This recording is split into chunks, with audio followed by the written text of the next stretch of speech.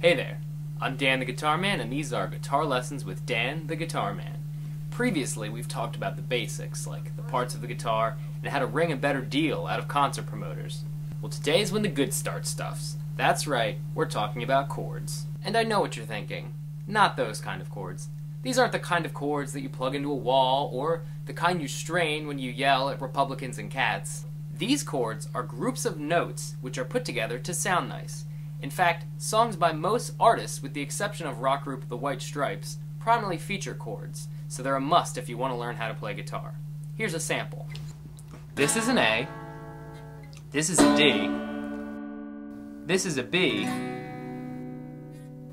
and this is also a B? Yeah, it's wild. And it's more common than you might think. See, certain notes reappear at different places on the guitar. A B note here is the same as a B note here. Unfortunately, there's no way to tell where a repeat note could occur. It's simply a flaw in the architecture of the guitar the musicians have learned to adapt to. You'll have to train your ear to work around problems like this. But until then, you'll just have to memorize the chord shapes of the guitar. Fortunately, there's a variety of different chord shapes for a variety of different sounds. But as usual, I'm going to start with the basics. That's a C chord. Now if you're trying to remember the chords, here's something that I usually use to help me remember. The word chord is a lot like the word chorus. So you can think of your fingers as a group or a chorus. In fact, you can think of them as being the cast of Glee, if that helps. This is where you put the two-dimensional one.